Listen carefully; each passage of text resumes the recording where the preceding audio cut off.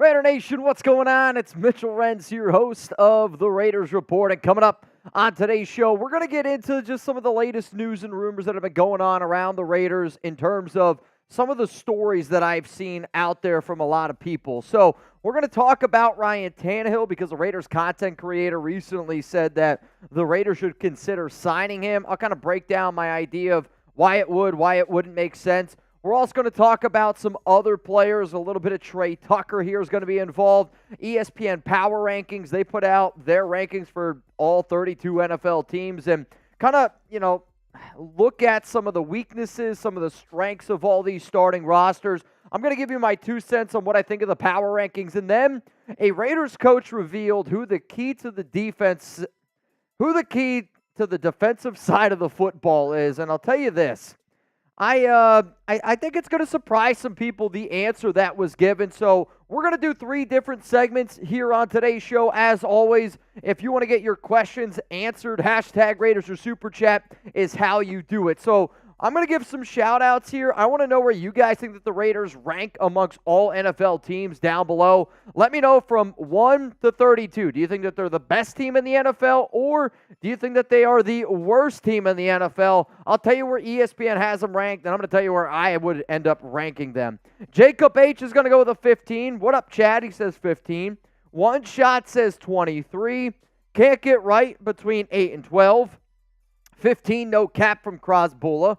Brian Darr's going to go with a 14. Day says 12. Rebel, get your lemon. Matt Solomon in the top 10. Jacob Serb, what's up, my man? He's going to go with 13. James Butt says 16. So based off of everybody that's watching the show right now, Juan Hernandez, what's up? Lucky number 13. King Shaw's 12. Jose says 21. I would say the consensus is saying that the Raiders are a top 20 team. I'm just going to tell you, you are not going to like where ESPN has the Raiders ranked. They're not as nice as the chat right now. Which, again, it doesn't really surprise me. I think, when I look at the NFL media, when I look at ESPN, when I look at people who don't actually cover the Raiders, follow the Raiders, don't know this team inside and out, I can understand them just looking at the quarterback room and going, this team's not going to be any good.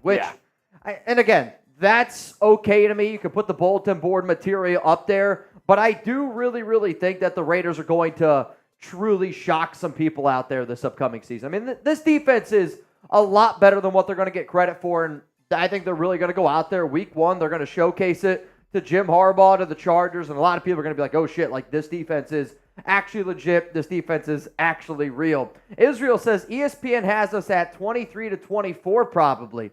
Maybe. We'll break it all down for you. Where are we going to be, or we are going to be fine this season from Billy Davis. John Scheffler, Mount Raidermore. What up, Chef? He's going to go with 18. I can tell you this because I read the same article, not the Raiders section. I was reading other parts, looking at other teams. I can almost guarantee, and it's the reason why everybody would doubt the Raiders or say that they're, not in a top 20 team, is one reason and one reason only. It's the quarterback. Yeah. If you had a different quarterback on this team, and that's why I said maybe, next offseason, if there is a free agent like a Kirk Cousins or a Dak Prescott or somebody becomes available that can catapult this team into that next level, the rest of the Raiders roster is very good. Yeah. I think the quarterback drags it down for some people. I think way too much for some people. Yeah. But the rest of this Raiders roster, if you look at it in a vacuum and said, no quarterbacks, just rosters alone, yep, Raiders would not be bottom 12 teams. I think that the Raiders have one of the better rosters in the NFL from top to bottom if you don't look at the quarterback position. Yeah, the running back room also scares some people, but I do think the running back position is one of the the least important out of all NFL positions anymore because it's the easiest to be able to replace. Here we go, though. We're going to talk about it on today's show. I got a super chat coming in from Brian Darr. What's up, Brian? Emmeline wants a shout-out at the playground. Emmeline! I was like, I don't know where we can find a playground around here, but if we got to run to a playground, there's one about 10 minutes right down the road. What? Is there a playground right down the road? You can hook us up with a playground? Brett is a frequent flyer at some playgrounds. Luckily, he's got kids. Yeah, he has kids. I was going to say, he's got kids, 3 of them. If somebody comes to you and says that sentence without kids, run. You lock them up. No, you lock them up. You lock them up immediately. Brian Emlyn. No, kids. Dude, I know the best playgrounds around here. If that's ever a statement, it's like, dude. Trust me. You gotta lock up that friend. I actually thought I overheard you saying something about this. I didn't actually read into it as much. Okay, from so Rebel. I knew that I was going to get a question regarding this. So if you haven't heard this story, some people asked me if I was going to cover it today. And just to be honest, I'm only going to stick to football here. I'm not really going to get into the ins and outs of everything going on with Antonio PIerce and with his wife. I'm going to give you the Cliff Notes version from what I understand of this situation.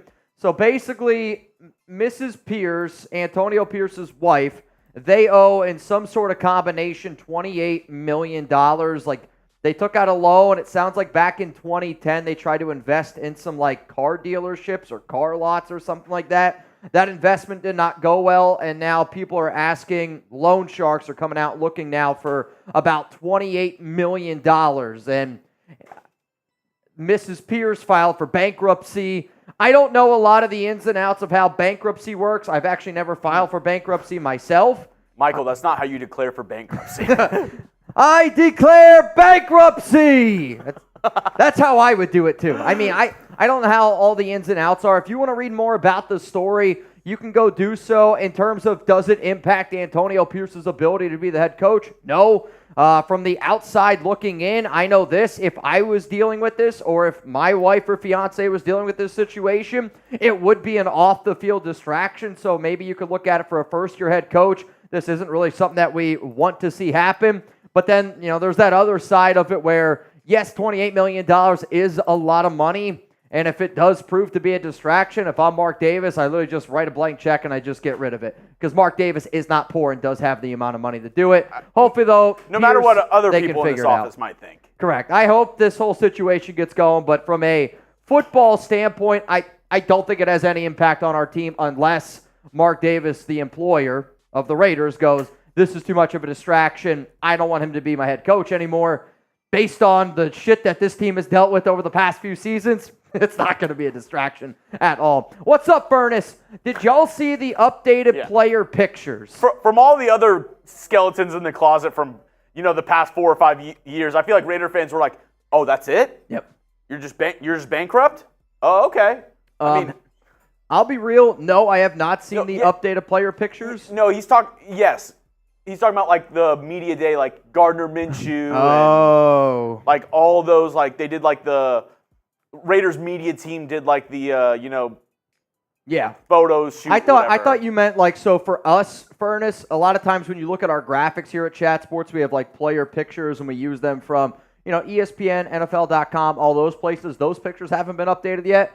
But I've seen the Gardner Minshew ones. Quite frankly, those are the only ones that really caught my attention. Daniel Carlson has some pretty good ones. He does? I spent a little bit, I think it's on like their website. Okay. If you just scroll through them, they have a ton of like new photos. Okay. Sam would go crazy in the amount of big cams that he can do. I think those should be the big cam photos. There's a ton of just like still shots of guys like flexing and doing stuff. Minshew he's doing the Uncle Rico, which I think that one is hilarious. And the Gardner Minshew ones were the ones that really, truly did create like a lot of buzz. I had a lot of people ask me about the Gardner Minshew ones. All right, so here's how this is going to go. We got 3 segments on tap. We're going to talk about the key to the Raiders defense. That's probably going to be coming up here in about, hour, maybe 90 minutes from now. But before I tell you who a Raiders coach said is the key to this defense, I want to know from the nation and for everyone tuned in right now, who do you guys think is the key to the defense? And, sometimes you could look at it as being like the best player on the Raiders defense is Max Crosby. But, like, we know what to expect from Max. Does that make him the key? Like, could you make an argument of Ja'Cory Bennett, maybe a Brandon Faison is the key to the defense? Could you make an argument that, I don't know, maybe it's Robert Spillane because he wears the green dot? Is it somebody like Tyree Wilson because if he plays to his potential, then that's really going to unlock this defense? I think you could look at this in a bunch of different ways. But what we're going to talk about is one Raiders coach called a certain player on this defense the key to the defense. I'll break all that down for you, but I want to know who you think is the key to the defense. Who do you think is the key to the defense, Shugs? I think it's got to be Christian Wilkins. You paid him a enormous contract for a reason. Yeah. Your thought process is we need Wilkins to man the middle of this defense and be a running mate with Max Crosby and help almost unleash Max Crosby. So when you have a guy that you bring in that is supposed to be at that same level of Crosby, you need him to elevate his game even more and help Crosby elevate his game. That's why I think if Wilkins can play to the level that we know he can, then this defense can be something special. If he regresses a little bit or if he's not as good as he was in Miami, then you wasted all that money and you spent all that money where you could have possibly gone out and gotten better secondary pieces or gotten other pieces. I think even if he's not as good as what he was last season, this Raiders defense is still better. Like the worst version of Christian Wilkins to me is still like the best version of a John Jenkins. Probably still the best version of an Adam Butler. Like Christian Wilkins at his career worst year, I still think is the best defensive tackle on this team. But you would never pay John Jenkins $30 million a year. Correct. Is the thing. Correct. He obviously is the best defensive tackle you have, and yes, him not playing up to his best is as good as those guys. You paid him to have a career year. But yeah, you paid him to play above those guys. You didn't pay him to have John Jenkins or Adam Butler stats. You paid him to be a top guy. I totally hear you, man.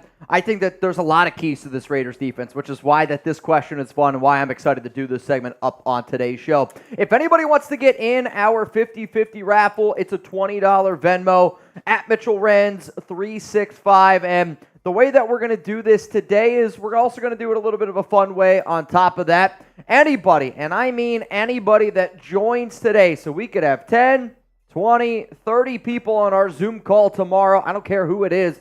$20 Venmo to get in the 50-50 race today for a chance to win some money. And if anybody out there sends in a 20, also please send me your email. That way I can send you the Zoom invite, because as soon as I get done with today's live show, I'm going to hop off my computer, I'm going to sign into Zoom, and I'm going to send all the people out there a little bit of an invitation to join our Zoom call tomorrow at 6:30 p.m. Eastern Time. If somebody I know like Anthony Green, a lot of times he sends in 2. So he'll send in like 2, he wants 2 spots in the duck race at 20. If Anthony Green or if anybody out there does that and we have that extra entry, then we're going to give that entry away to somebody who's watching the show today.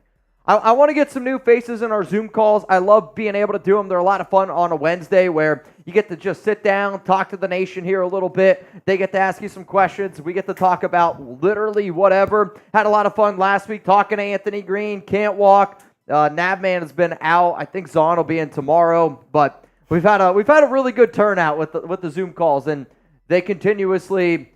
It's really cool to finally put faces to like names, and that's the reason why I like to do it. So, and it's just a fun little way where we can hang out for 30, 45 minutes and chop it up. Let's go to my man, Jersey Boy Greaser. Do you think that the coaching staff is satisfied with the cornerback room? Surprised that Adoree or Stephon has been signed? I think that you could look at this as 2 ways. Do I think, one, that the Raiders coaching staff likes what they have so far? Yes.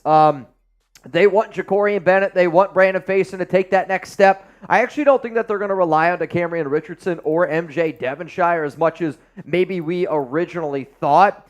But then there's that other side of it where if you're a free agent, like an Adoree Jackson, like a Stephon Gilmore, I did think that there would be at least some sort of movement, though right now it's such a dead time in the offseason, and there's a lot of these guys, like they're on vacation. They're not even worried about or talking to their agent.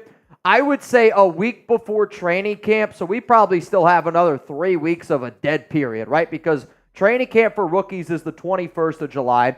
Veterans report on the 23rd. I would say a week before training camp gets going is when you're going to start to see a lot more news, a lot more buzz, a lot more rumors that these players here are going to be interested in potentially signing with the team. Because if you're Adoree Jackson or Stephon Gilmore, you're probably just chillaxing with your family right now for the next 3 weeks, and you're not worried about getting signed because you know you will end up getting signed before NFL training camp ends up getting going. So coming up here on today's live show, Raider Prime. What's up, brother? Raider Prime. What's up, my man? Ron Raspberry, how you doing? Raider Sancho. Raider Prime, you're not wrong. It's hot AF. I'm actually going to turn on this fan really quick. It's I'm sweating a little bit myself, though. When I was walking into work today, I mean, it had to be 95 degrees when I was walking into work today. I actually, on my walk to work today, I saw those like fans for the College World Series. Like all those people had like those fans on their neck. I literally bought one on my way walk into work today. It was like $40. Oh, it's like an air condition, and then it just blows air on you. Because there's some days I walk into work and I'm like, why did I even shower today? Let me know where you're at right now. How hot is it? In Fahrenheit, Martin. In Fahrenheit. Yeah. Don't give me that Celsius crap. Is that what they use? I think so. It is 96 degrees here in Dallas. 96 degrees here in Dallas. Ron said 114. Where is Ron, hell? 113. Ron, what'd you do? Jap up, man? I think he might be in... I think he's in hell. I think he's in Nevada or Vegas. It's good to know that YouTube exists in hell, Ron. 111, 92, 90, 81. Oh, 81 and 14. 81 in San Diego. Wow. That's perfect. Hasbullah says 78. 105 from Norman. 111 from Jaime in Phoenix. Yikes. Oh, but it's a dry heat. It doesn't matter. That's what everybody says. It's a dry heat. I literally laugh out loud when we go to like Vegas, and usually Chugs and I go to Vegas like one time in like the summer, and people are like, "Yeah, but it's a dry heat," and I'm like, I hate to break it to you, 110 is hot. Yeah. I mean, there's some days when we're out there, it's so hot that like you don't want to do anything, and like Chugs and I are big foodies. Like we'll go out there, and like sometimes like I want like a steak or burger, and there's a lot of salt there. And then there's other days I go out to Vegas, I'm like, I could eat ice cream for dinner. And breakfast, and put a little cheddar cheese on it, and then you're ready to go. 78 in Oregon. Wow. That sounds beautiful. Oregon's definitely a city I want to try to get out to. But see, for me, even though the heat gets to me so much, at the same time, I would rather have the summer that we have here in Texas and not have to deal with snowstorms and blizzards in the wintertime. Yep. I'd have that trade-off because I'm not built for cold. I disagree. I look at you and I think you are built for cold. No way. But I get dude, I get cold here. Like whenever it's like it does get cold in dude, here. when it's 27 degrees outside, I'm like, holy crap, it's cold. This is the most excited my dad's ever been to watch the show. The amount of weather talk that we've already had on here. We're like 5 minutes of weather talk. Richie's excited. He's fired up right now. Chad, we tried it yesterday. Very good. I'll say I'm not going to go very good like Chug said. I will admit I would eat it again. Like I would try again apple pie with cheddar cheese. Like I would want to have it like fresh out of the oven, crisped up, and then you put some cheddar cheese on it. It's good. It's salty and sweet. It's a lot better than what I expected. Dude, that's hilarious. I still though would rather have plain apple pie. I would rather have plain apple pie. Though if you told me I could get 10 bites of apple pie, I would take 7 of without cheddar cheese, 3 with cheddar cheese. Got to mix it up a little bit. Got a little savory, got to get some sweet. Oh, dude, that's wild. What? So I told Marsh he's got to get his passport, and I've been telling him that he's got to get his passport for the longest time. And it says it's coming on July 20th. He needs it July 25th. That's cutting it close. That one's cutting it close, man. Oh. All right, so here we go. We're going to get into some Raiders rumors. We're going to talk about a running back on another team that, hey, we should at least keep an eye on. We're also going to talk about Tre Tucker here a little bit. We're going to talk about Ryan Tannehill. Then I'm going to get into some ESPN power rankings. So if you guys want to check out today's show, please do so by hitting that like button. Always making sure that you're subscribed. We're going to go live all the time. We have 262 people watching, only 106 likes. Can we at least get half the people to like the video? I think we can. Can we get 1/3? Can we get 20 more likes? Can we get 20 more likes? And then if anybody throughout the entirety of today's show wants to get their question up on screen, please use hashtag Raiders. Ask us, like, the way that these shows run a lot more smooth in the off season, especially when there's really nothing going on, is when you guys either give some takes, give some questions. Like, I want a lot of questions to be flowing in here for Chugs and I to be able to answer after the latest Raiders rumors. Once we get to 200 likes, Rebel said he's going to take a bite of half of his lemon. Half of a lemon. He's going to eat half a lemon in one bite. I'm telling you what right now, and I was talking to Rebel. He was the other person that was on our Zoom call last week about potentially like eating a lemon every time I'm wearing somebody's jersey and somebody bangs, like if I don't feel like drinking, I actually don't know if I would want to do it just because of how much my tongue was effed up from that lemon. It was, dude. Alex was so upset. She don't care. She loves this jersey, though. All right. First segment coming up. The latest Raiders rumors. We're going to get into some Raiders rumors. This is Chubbies, just so you know. And we'll probably be live today, y'all, for another like 90 minutes or so, just depending on how many questions that you guys end up sending in. So if you want us to stay live longer, please don't be afraid. Get those questions flown in. You ready? You guys ready? Coming up right now, we're going to get into the latest rumors around the Raiders. Here we go.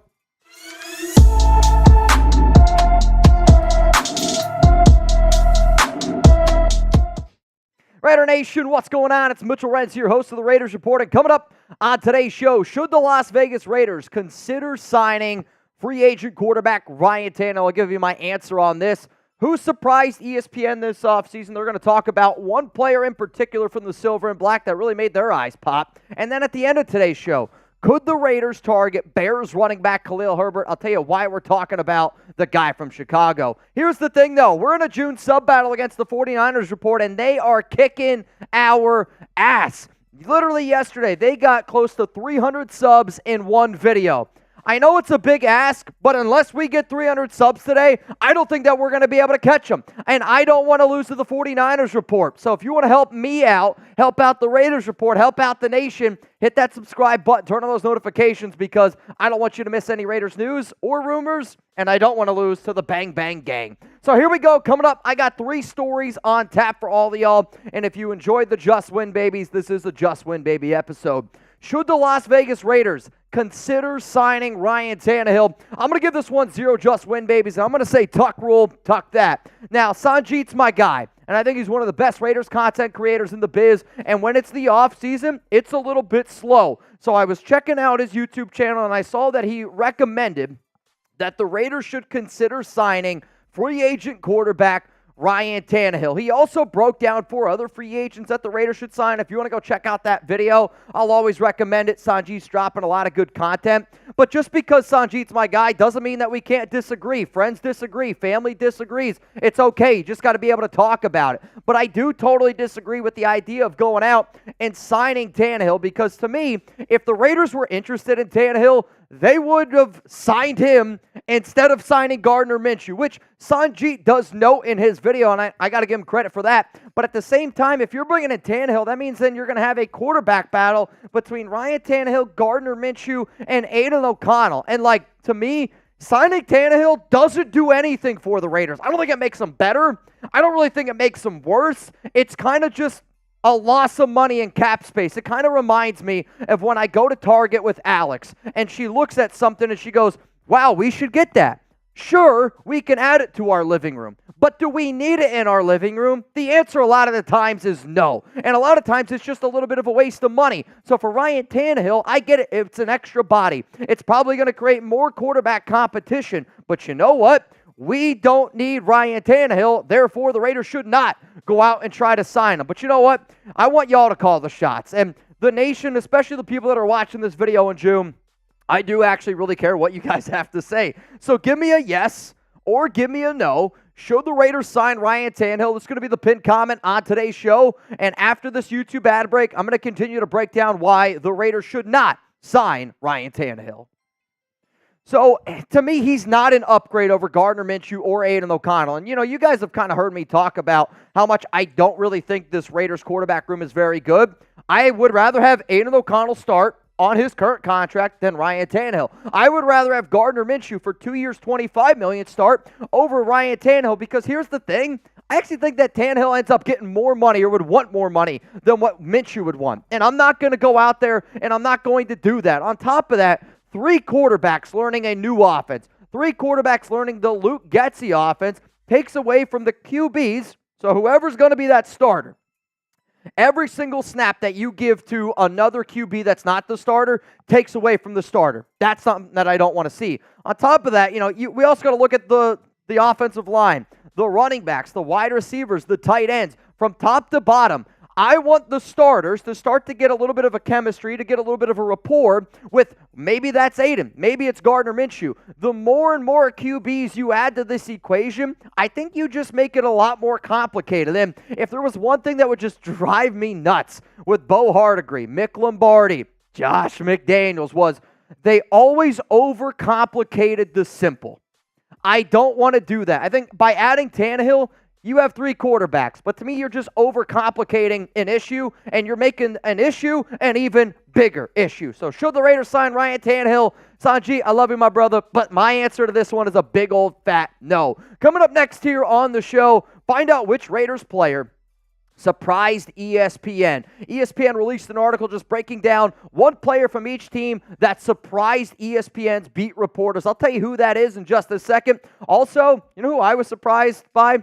Chubbies. I was surprised by Chubbies and how awesome their shorts were. I was also surprised on how comfortable their shirts were on top of that. And if you're a guy like me, and I'm not afraid to admit it, I don't skip leg day. In fact, I like my legs a lot. I like to show off my knees. Hell, I like to show off my brand new Raiders tat. So shout out to Chubbies for hooking up Raider Nation, and I want you to go support our sponsors because skies out, thighs out. Enjoy those vibrations. Chubbies is a lifestyle apparel brand that makes every moment feel like a vacation. And for a limited time, Chubbies is giving our listeners 20% off your order with our exclusive code. Use code CHAT at chubbyshorts.com/chat. I've been wearing their original stretch shorts, and I love how comfortable the elastic waistband is. And they come in 3 different lengths, which I personally really need because I do have really big legs. I sweat a lot. And with that stretch fabric, especially when it's 96 degrees here in Dallas, I don't want to have to get up.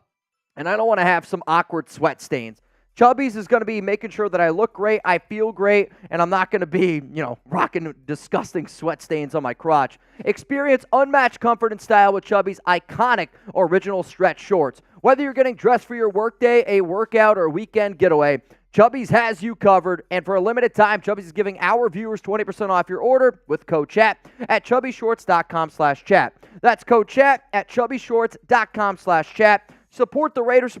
Tell them that we sent you. Don't blend in with the crowd. Stand out with Chubbies. Someday, I will make sure that I have those abs back. Here we go. Next story coming up here on the show, presented by Chubbies.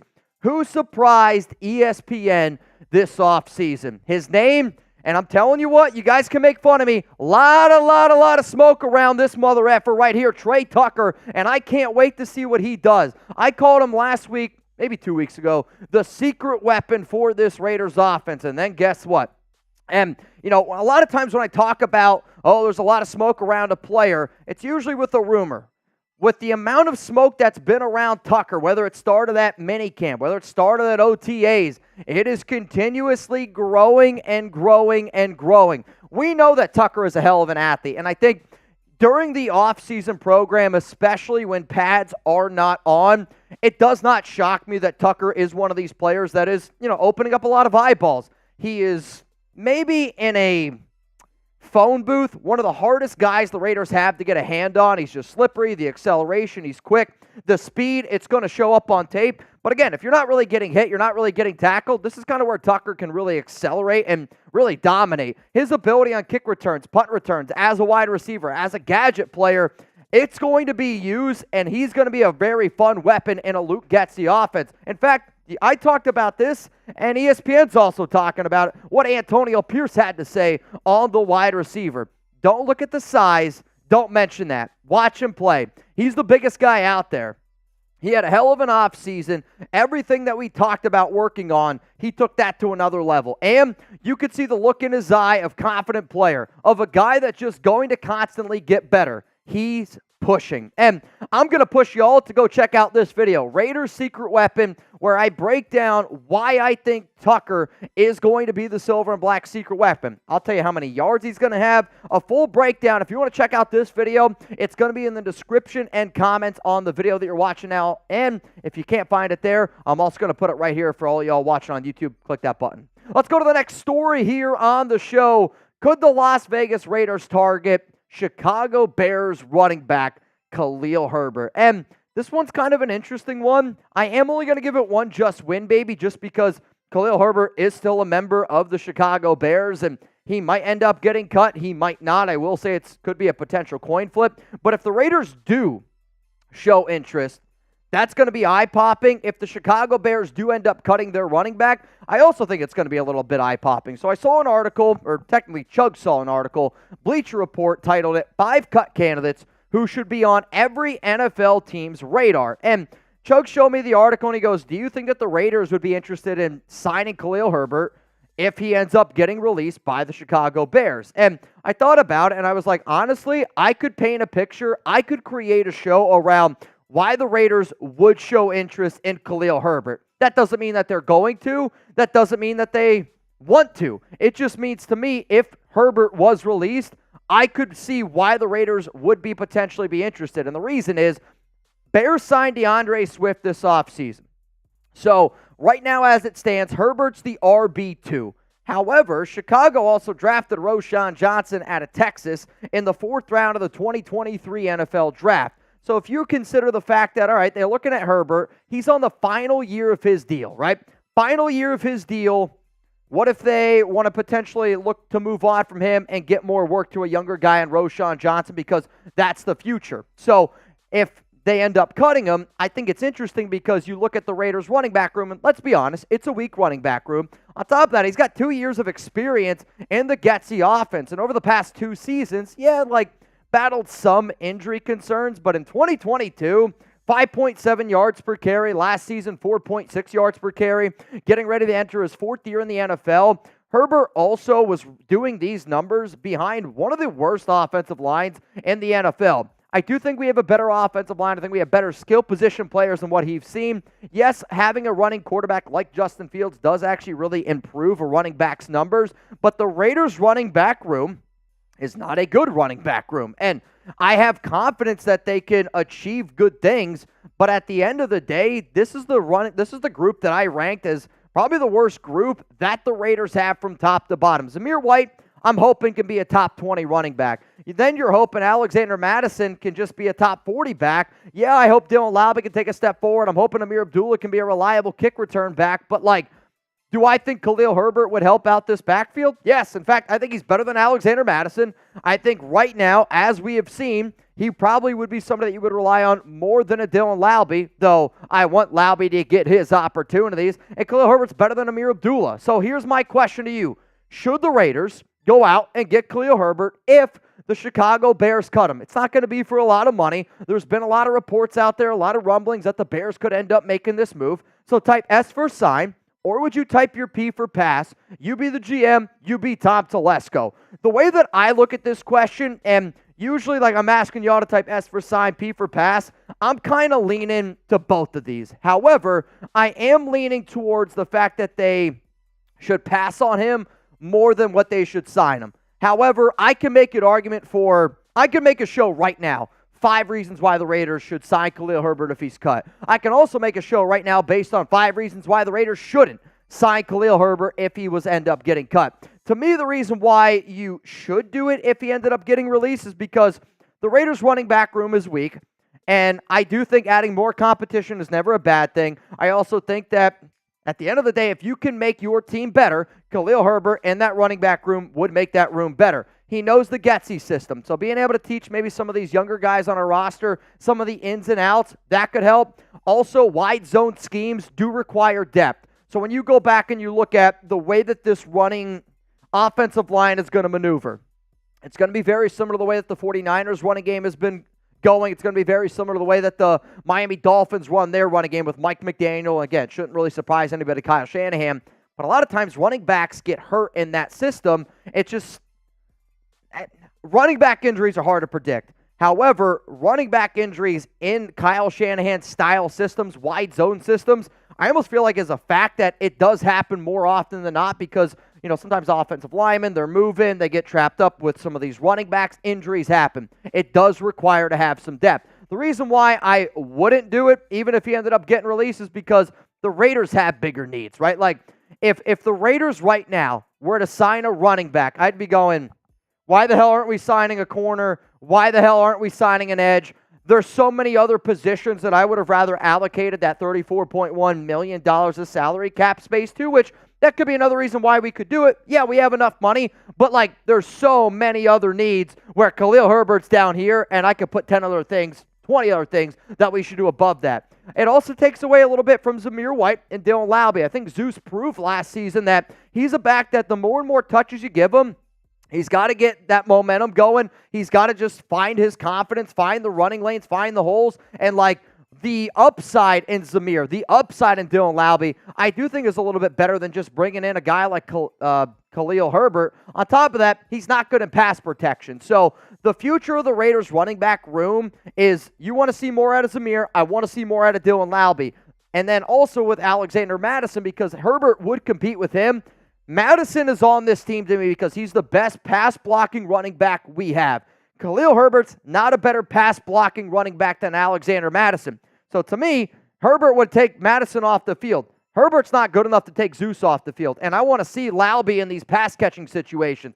So finding the fit for Herbert would be kind of a strange one. So I hope you all enjoyed today's Raiders Roundup. And again, Sanji, it's all love, man. I just saw that you dropped the video. And if you want to make a video after something that I talked about, please, I hope any Raiders content creator out there, if you ever see any video that I drop, don't be afraid. Hey, if you want to say it's from Will Pfister, you can do that as well. To stay up to date on all things going on around the silver and black, make sure you subscribe to the Raiders Report here on YouTube, and make sure you give me a follow on social media at Mitchell Renz 365. Wow, I was shocked with how many passes I saw in the comment section. And I think it has nothing to do with Khalil Herbert. It has nothing to do with, I think Raider fans know that the running back room is weak. It just comes down to priority, right? Like, it just comes down to we have so many other big needs. If it wasn't if it was 1 year, $3 million. I don't think I'd be upset about it, but again, like, I would just be like, why are we using that money on another running back when I think we could use that money to go out and do some other things? Like, it would be like you having a leak in your roof. Something that needs to be fixed. Like, to me, the Raiders have a cornerback spot right now that I'm a little bit unconfident about. I look at that as kind of like a leaky roof. And then Danny walks in and goes, but can we get a brand new carpet for the living room? You're like... Oh, but see, I feel like that's so... I feel like the Raiders have so much cap space. Yep. That's like you having a leaky roof. That's like me having a leaky roof and Danny saying, hey, do you think we can go to Starbucks? And me being like, no, we have a leaky roof. No way I can get you a coffee. However, though, the Raiders also have a lot of other players that they can extend, a lot of other expenses. Right? I just don't think it goes into that at all. I think, if you're signing a guy like Herbert, if he gets cut, $2-3 million, I mean, that's how much you paid Madison. I hear you on that. I think for the Raiders, they have a running back room right now, which is like Zeus is the between the tackles guy. He's going to be the tough runner probably on first and second down. Then you have your third down backs, which is going to be your Alexander Mattison if they need to pass protect. It's going to be Dylan Laube if they need to catch the football. Amir Abdullah if they need to catch the football. How much is it? How much do you really value like a back that the best thing he does is just pass protect? I mean, at that point, just put in another tight end. I'm saying that that's his best value. I do think that the Raiders value Alexander Mattison. If that's your best value as a running back, are you that that's like being like, oh, like my safety's really good at blitzing, but he's horrible in coverage. Like, okay, like if he can't cover and he's playing safety, probably not. Like if he's a running back and he's not good at running the football. Sure. But I think that they look at Alexander Mattison as a average running back in the NFL. Like Khalil Herbert or Alexander Mattison running the football, I'll take Khalil Herbert running the football. Zamir White, Khalil Herbert running the football. With this offense, I'm kind of intrigued to see what Zamir can do. I think Herbert actually fits the offense better than what Zamir would. I mean, we'll see. I think the other part of the whole Khalil Herbert conversation is, like, if anybody out there, again, if you're ever going to play fantasy football, when you get a quarterback that can run, like Justin Fields, it opens up so many other avenues for that running back where, the numbers for the running back are usually a lot better. But also their offensive line sucked. So it's like you could put that into perspective too. If he's running behind a worse offensive line and he's getting 5.7 yards per carry. I mean, Petey knows about Khalil Herbert. Khalil Herbert's a really good. Khalil Herbert's a good running back. Like he is. He's a good running back. Yeah. But if the Raiders want to bring him in, again, I can make a reason of why it's going to help the team. But, like, on my list of things that the Raiders need to do, Khalil Herbert ain't even in the top 10 if he's cut. That's more my point here. Let's go to Drew. What's up, Drew? Would YouTube allow a Hot Ones style show? It would be epic. I mean, they already do, right? Are you saying like on our show? Like we've done the spicy chip challenge. We've done the gummy bear challenge. I will never do the world's hottest gummy bear again. It was 9 million Scoville units, and I'm not kidding you. It destroyed the inside of my stomach. I would do the chip challenge again. The chip challenge was really bad. It was even hotter than the jelly beans that we have, if I'm being honest. Like it was hot. I would do a Hot One style show where we had different wings going from, lowest to hottest. I guess my question would be like, we just eating them. Like I would actually rather just do like, you guys tell us your favorite wing flavors and we try them out and give us like an honest review, like good food. I know people like to see Chugs and I in pain, but but you're like, I actually don't enjoy that. I don't really enjoy it as much. I would enjoy being able to test out some wings. Funny enough, we had hot chicken today. Yeah. Some of us did. Some. Which I don't know if like I thought it was good. I tried some other people's. I'm going to end up taking mine home. But you eat some hot chicken like that, it's good. I'd actually rather have buffalo chicken though. Is that like Nashville hot chicken's good and it has its own brand. But I would rather just have buffalo chicken, personally. Yeah.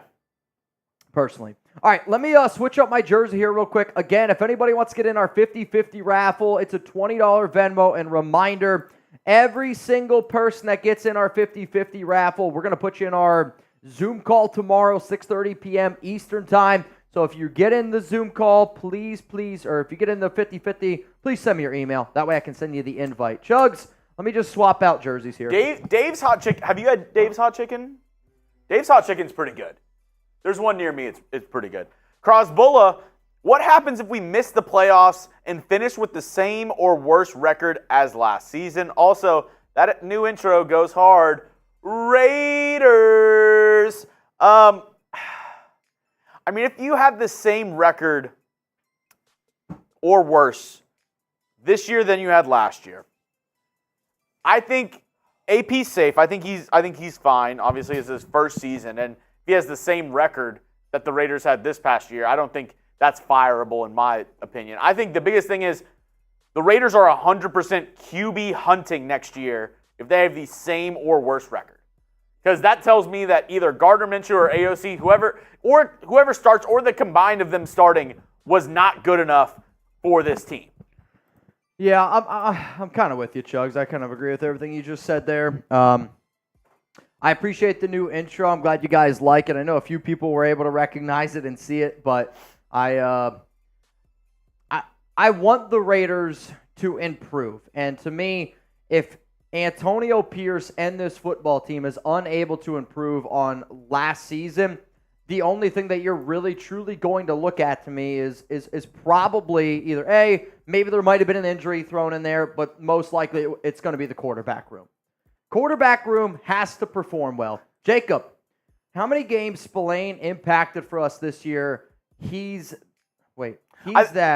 think so we're about to do who the key to the Raiders defense is in 2024. I think he's saying Spillane is. Spillane, I definitely think, could be somebody to throw in there. I'm not going to tell you if he's the name that one of the coaches mentioned, but anytime you wear the green dot, and when you wear the green dot, like you are the captain, the quarterback of that defense, and he's really done a good job the moment that he stepped in there, has taken like that leadership mentality, but also he's bringing that, like, I'll just call it the Max Crosby mentality, where you're coming in every single day, you're going in there, you're working. Players love them, coaches love them, and when you have people, multiple players in that locker room that bring that Max Crosby mentality, I think it just becomes contagious from top to bottom, and all the younger players are like, oh, so this is what it takes to be great, this is what it takes to be good in the NFL. That becomes contagious, and then that's how good NFL franchises are born. What up, Jacob Surd? What did the Buffalo say to his kid when he left? Bye, son. Wow. I'll tell you what, that's one of the best dad jokes I think I've ever heard. That might be one of the best dad jokes I've ever heard. Jake Absurd, shout out to you, man. It's a good joke. I like it. All right, y'all. Reminder, 20 to get in our 50-50 race. If we don't get anybody, then hey, we're not going to end up doing one today. All good in the hood. Mr. Akon, Mario Gallardo, Furnace, and Day-Day. I see you down below watching the stream. Appreciate it. If we get to 200 likes, that would be much appreciated. Coming up next here on the show, we are going to get into another segment. And this segment is going to be around my reaction to ESPN and where they ranked the Las Vegas Raiders. Mario asks, do you think we extend anyone after or before the preseason? So we actually did a video here on the channel of Mitch's top extension candidates, and he kind of broke down each guy of the likelihood that they could get extended and when they might get extended. I recommend that you go watch that video first, Mario. But I think the most likely player to get extended before the year, I would say, is Robert Spillane. He's a veteran, kind of already on a contract. The Raiders, they've only made one move really at linebacker, and that was drafting a guy in the middle rounds in Tommy Eichenberg. So I think they are putting a lot on Spillane this year. They have a lot of confidence in Spillane. Yep. And Antonio PIerce being a former linebacker, I think him being a former linebacker and not making any moves at linebacker and saying, hey, we've got our guy in Spillane, says a lot of how they feel about him. Yep. And I think that means he could be the most likely to be extended. And also, the linebacker market is so friendly for teams where it's like I feel like they are more implored to give them extensions because kind of like going back to the Khalil Herbert discussion, it's not going to be a ton of money for Robert Spillane. Yeah, I'm kind of actually with Chugs here. I think if they were to extend a player like right now, my money would be on Spillane. The other player that I do think they could consider extending would be Trevon Merrick, but that's just because of like the position, again, safety. They really want to make sure that they lock him in. He's only 25 years old.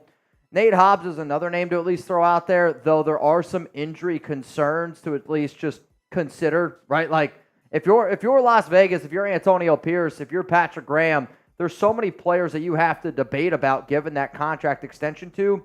I do think that you're going to see at least 2 Raiders get extended before the season starts, but I will say I think it happens before the preseason. I think the least likely, and I've said this to you before, is Malcolm Koonce. I think with him going into a contract year, how well he played at the end of last year, and where the edge market is in the NFL right now, if he has a double-digit sack season going into free agency, he is going to get paid. I mean, if you're Malcolm Koonce, right, and this is where you got to roll the dice a little bit, but for him, like he's absolutely going to bet on himself, and I don't blame him for wanting to bet on himself. If he signs an extension now, I think he's getting maybe a $12 million per year extension. That's probably what he's getting at the edge position. Like you said, if Malcolm has 8 sacks, so what he did at the final 9 games with Antonio PIerce last season, if he puts up 8 sacks over that final, like this next season, he's going to get $15 million per year. If he puts up double-digit sacks, like a lot of people think that he's going to put up, he might get close to 18, 20, dude. I mean, he might get close to 18 to 20 a year. Edge rushers make a lot of money in the NFL. I would say, comparatively, I look at Bryce Huff, who the Eagles signed this offseason from the Jets. Not an overwhelming, superstar of a player. He was never a guy who you're like, oh, Bryce Huff, he's a top 5 edge rusher in the league. He got a 3-year, $51.1 million deal this offseason from the Philadelphia Eagles. $20 million a year. If Koonce gets 10 sacks plus, I think that's the range he goes. I think he gets around $20 million a year. I mean, if he gets double-digit sacks, that's going to be back-to-back very impressive seasons for Malcolm. A player that... Oh, wait, it's 3 years, 51.1 with a maximum annual value of 20.3. So 20.3 with incentives. Okay. I was going to say, the math wasn't quite math. Yeah, it wasn't. Said it, but... Once I said it, I was like, 20 million, but 20 million with incentives. So I think he could get a similar deal to that. I gotcha. I mean, Malcolm is a player that we love. I don't think the Raiders... Like, what we're saying doesn't mean that the Raiders aren't going to try. Like, I do think that the Raiders are going to try to extend him. But, like, I'm also, if I'm Malcolm, I'm going to probably bet on myself, man. And Malcolm's actually had, when you look at their careers, a better career so far than Bryce Huff up until this point. I mean, Bryce Huff, in his first 4 years, 2 sacks, 3.5. Last year he had 10. Yeah. So prior production, Malcolm Koonce has probably had better years than Bryce Huff. Yeah, last season was a good year for Malcolm, and I think he finally got the confidence. He finally got the swagger, and I do think Malcolm's going to be close to double-digit sack numbers. I mean, when you look at Christian Wilkins, Adam Butler, John Jenkins, and then Tyree Wilson, Max Crosby, Malcolm's going to get one-on-one opportunities all the time, and he's going to win one-on-one opportunities. I do think he's going to be close to double-digit sacks. I think this entire Raiders defensive line is going to give people a lot, and I mean a lot of trouble from top to bottom. All right, let's get into these ESPN power rankings now on today's show. We're going to go through and just kind of tell you what ESPN thinks of the Raiders roster. Hopefully you enjoy today's show. Hopefully you enjoy our live show. If you don't know, we are going to be live on Thursday, 4 p.m. Eastern Time. I believe we have a Madden sim that day. We do. We got a Madden sim on Thursday.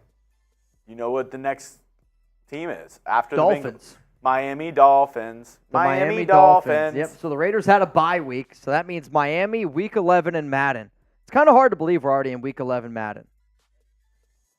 Football is so back. Dude, football could not be more back. All right, y'all. We got, again, a live show on tap for all of y'all. If you haven't yet, please click that like button. And to get those questions up on screen, hashtag Raiders. 19 likes away from Rebel eating half a lemon. From half a lemon.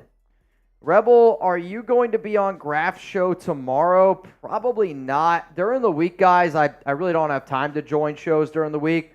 On the weekends and stuff, when I have free time, I can. But this weekend, I don't know if I'm going to be able to. We'll see, though. I mean, if they're in a pinch and they hit me up, you never know what's possible. But during the week, I usually just don't have time during the week. Weekends, I can. Like this past weekend, I was on Graf's show for 3 hours because Alex was trying on wedding dresses.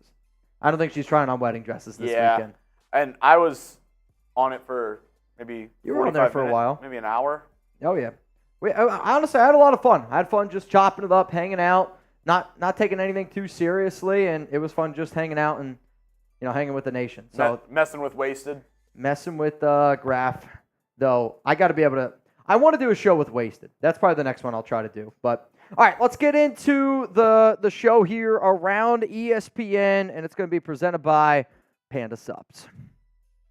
Today's Raiders Report is presented by Panda Supps, and if anybody wants my Summer Shred Pack, I need you to go to chatsports.com/mystack. Just make sure that you also use code MYSTACK. Usually, if you want to get the protein, the BCA, some fat burner, and you get a few other things thrown in this mix, it's about $200 with my code. You can actually get it down to about $103. It's a hell of a deal that Panda Supps is offering, and the guy who owns Panda is a diehard Raiders fan. Coming up here on the Raiders Report, I'm going to be reacting to ESPN's article, which was ranking 2024 NFL rosters best projected starting lineup. So what ESPN did was they went through all 32 teams, and they decided to rank all the starting lineups, and then they're also going to break down some of the biggest weaknesses, some of the strengths. So here's what ESPN did in their article. We asked NFL analysts Mike Clay, Aaron Schatz, and Seth Walder to rank every NFL lineup, then combine their rankings to come up with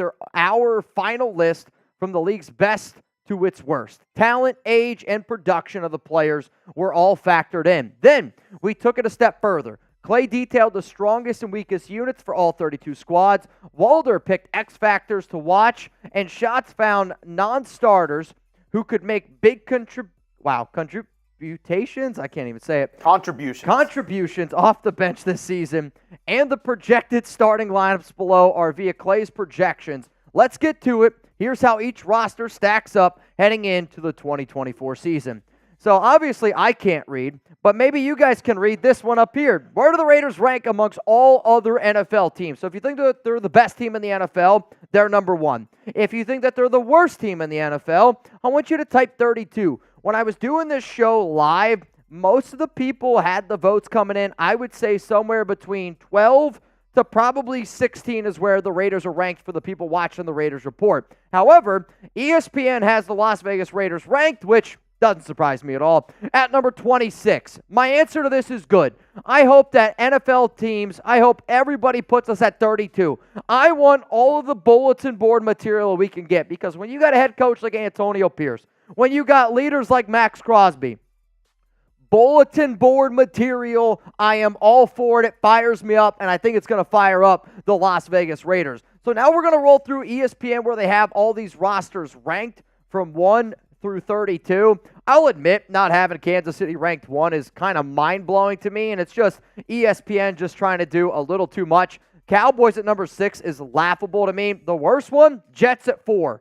Jets are not the 4th best team in the NFL. From 9 to 16, the one that really truly stands out to me here is the Los Angeles Rams. I know they lost Aaron Donald, and I kind of really want to see how much that defense is impacted by the loss of Donald. From 17 to 24, you're going to notice the Los Angeles Chargers, which I'm not surprised that the Chargers are ranked higher than the Raiders, because most of the time these people just look at quarterbacks, and that's really all that they really have to look at. From 25 to 32, you can see the Raiders coming in here at 26, the Broncos at 31.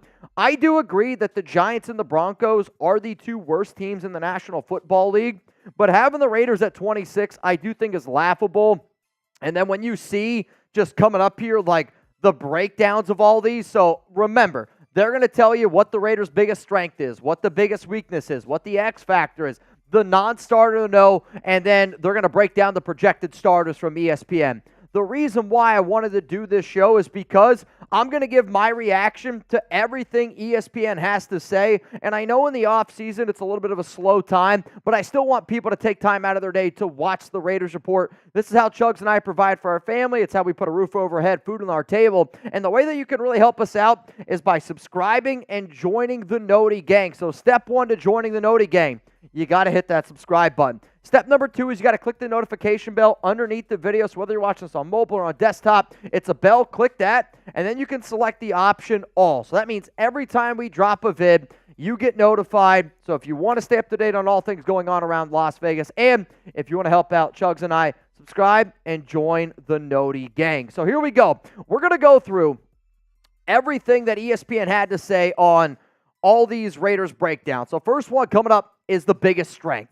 The biggest strength, according to ESPN, for the Las Vegas Raiders revolves around their defensive line. Defensive line, the Raiders already had one of the league's best edge rushers in Max Crosby, 4th in the league with 27 sacks, and 1st among edge rushers with 178 tackles over the past 2 seasons, and added one of the league's top defensive tackles in Christian Wilkins, 5th among DTs, 9 sacks in 2023 during free agency. Malcolm Koonce has emerged as a solid edge, and the Raiders will expect a leap from 2023 first-round pick Tyree Wilson this season. But this unit has plenty of potential. I agree. To me, the strongest asset that the Raiders have, their biggest strength, is their defensive line. I believe that defense wins championships. Yeah, you still need a quarterback to be able to do it as well, but the Raiders have a legit Super Bowl caliber defense. And they have a legit Super Bowl caliber defense because of Crosby, Malcolm Koonce, Tyree Wilson. On top of that, don't sleep on Adam Butler. Tyree Wilson obviously is going to be inside and out. John Jenkins, Christian Wilkins. This defensive line is going to open up a lot of things for the linebackers, for the cornerback room, for the safeties. And the Raiders are going to win in the trenches. They're going to win in the trenches on that defensive side of the football. They're going to be able to bring 4. They're going to be able to get pressure. That's how Patrick Graham's going to dominate this season. Let's now go to the ESPN analysis on what the Silver and Black's biggest weakness is. And again, I'm not really surprised by their answer here. Quarterback. Perhaps the league's most underwhelming quarterback situation will involve a battle between Aidan O'Connell and Gardner Minshew. Minshew was solid, 13th in QBR, in place of injured Anthony Richardson in Indianapolis last season, whereas O'Connell held down the fort, 25th, after replacing Jimmy Garoppolo in Las Vegas. The Raiders will need O'Connell to make a big leap and become a gem day 3 fine. I do agree that the Raiders' biggest weakness is quarterback, and I know it's an unsexy unit, and I actually think that Gardner Minshew is being slept on by the nation, and that's because I know how excited this fan base is for having a QB like Aiden O'Connell. But the only way that the Raiders are going to make the playoffs, the only way that the Raiders are going to achieve what we're hoping they achieve, is if that quarterback play is better. And it's going to be better, but it needs to be significantly better than what it was last season. Just got to take care of the football, execute Getsy's offense. The X factor for this upcoming season for the Las Vegas Raiders, which this one you could go a few different ways, and I understand where the Raiders kind of went here. I'll tell you who the X factor is according to ESPN in just a moment. But if you want some more information from Panda Supps, we got you covered. It's chatsports.com/mystack. And everything that you see pictured here is what you get in the stack. So if you want some awesome protein, that's got 30 grams of protein per scoop. That's in there. The fat burner, I've personally been using Panda Supps fat burner. And if I eat a healthy diet, I can lose up to 10 pounds in a week. I'm serious. BCAAs are really important after a solid workout. You got up in the morning, maybe you go to the gym at night. You already you did the hard part. You went to the gym. Now you got to get the most out of your workout. For me personally, I like to take a scoop of protein, take a scoop of my BCAAs, and then get it going. While I'm sitting here at work, there's sometimes I'll take a scoop of my burn, little Panda Supps fat burner. Helps the fat get burned away. On top of that, it really controls my hunger because I do have a sweet tooth. I am a snacker. I like to be able to eat late at night. This, though, it really does help me out a lot. If you want what I am using right now from Panda Supps, some of the best tasting protein on the market, everything pictured here comes out again to about $200 with my code MyStack at chatsports.com/mystack. You can get this stuff for somewhere around $103. So take advantage of the deal. It's not going to last forever. In fact, I think it's only going to be valid until the end of this month here in June. So this could be your last opportunity to take advantage of this deal. All right, here we go. ESPN on their X Factor for 2024. Cornerbacks Jack Jones, Jacorian Bennett, and Nate Hobbs. The defensive line is clearly a strength, as Mike mentioned. So the success of this defense will rise or fall with the three corners. Jones, claimed off waivers from New England last year, recorded a slightly better than average 1.2 yards per coverage snap allowed last season per NFL Next Gen Stats. Hobbs, 1.6, and Bennett, 1.7, were worse in the metric, though Bennett's numbers came in a small sample. Vegas will need at least some of this group to step up in 2024. I get the idea of calling the cornerback room the X factor because corner is probably the one position on defense that we're a little bit uneasy about. And it's not that we have confidence in Nate Hobbs. We have confidence in Jack Jones. It does come down to Jacorian Bennett, maybe a Brandon Faison. Who's going to be that other defensive player that steps up into that room? I have confidence in our safety room. I have confidence in Robert Spillane. You could also look at somebody like a Divine Diablo, a linebacker room that, does make me a little bit uneasy. But really, truly, for the Raiders to take that step forward and for them to be that dominant defense, you need all three of these players or a Brandon Faison to step up and be legit corners on this team. Let's go to the next thing ESPN breaks down. It's the non-starter to know. And, I've agreed with the biggest strength. I've agreed with the biggest weakness. The X factor for 2024, I can wrap my mind around. The non-starter to know, I think is actually going to surprise some people. So here's my question. Who is a non-starter on this Raiders team that you think that people from the nation, NFL fans in general, need to know a little bit more about? And maybe they're like a sleeper, or you could look at them as just like, hey, this is somebody who's going to have a hell of a season, and I can't believe that he's not a starter on this team. Let me know down below, because for ESPN, the non-starter to know was edge rusher Janarius Robinson. The Raiders want to use Wilson more inside this season, which leaves Crosby and Kuntz on the edge without a lot of depth. Crosby rarely leaves a game, but the Raiders will need something out of Robinson or Ellerson Smith when Kuntz gets a breather. Robinson, a 2021 fourth-round pick who had not played in the NFL until 2023, had a sack and 5 pressures in 6 games a season ago. When you look at the Raiders' depth chart as it stands, I know Janarius Robinson is technically that fourth defensive end. However, this is why, if this is the non-starter to know, this is a problem for the Raiders because, to me, I want them to go out and get an Emmanuel Ogbah, go out there and get a Yannick Ngakoue. There's so many edges that I have more confidence in Robinson. Yes, the Raiders signed him this offseason to a 1-year, $965,000 contract, and He was a player that started to play a little bit better down the stretch, seemed to be like a good fit in Antonio PIerce's offense. But the other non-starters that I would throw out there that I think are more important than Janarius Robinson, Adam Butler's got to be in that list. When I say non-starters to know, this is based on the starters that ESPN projected. So ESPN did not have Adam Butler as a starter, did not have Brandon Facyson as a starter. Tre Tucker, Dylan Laube, they have Gardner Minshew starting over Aiden O'Connell. But if you were to tell me, based on that, the non-starters that our fan base needs to know, that the NFL needs to understand that these guys are going to make an impact, I think Adam Butler might be one of the most underappreciated players on our team. And then from top to bottom, all those other names, those are the non-starters to know, which means the final thing that we're going to break down here from ESPN is the projected starters. And I'm just going to show you a photo that ESPN released for their projected starters on offense and defense, and I'll talk about it. Minshew, I'm not shocked by. Again, he's the better quarterback according to a lot of people, though Aiden does have the upper hand according to reports. Then Michael Gallup being the wide receiver 3. I'll tell you this right now, if the season started today, it's Tre Tucker. It's not Michael Gallup. They listed Brock Bowers, Michael Mayer, both tight ends, totally fine with that. The reason why I'm kind of laughing, and one of the reasons why I wanted to do this show, is because just because ESPN says it doesn't mean that they really truly know what they're talking about. Like the fact that they're putting Dylan Parham at left guard and Jackson Powers-Johnson at right guard, when it's already been said multiple times that that's not going to happen, just shows me this. Yes, ESPN has got that name value, but they don't really know the Raiders. And all those guys that are doing this article, they don't truly know the Raiders. So the fact that you're ranked number 26, you're really underestimating this defense.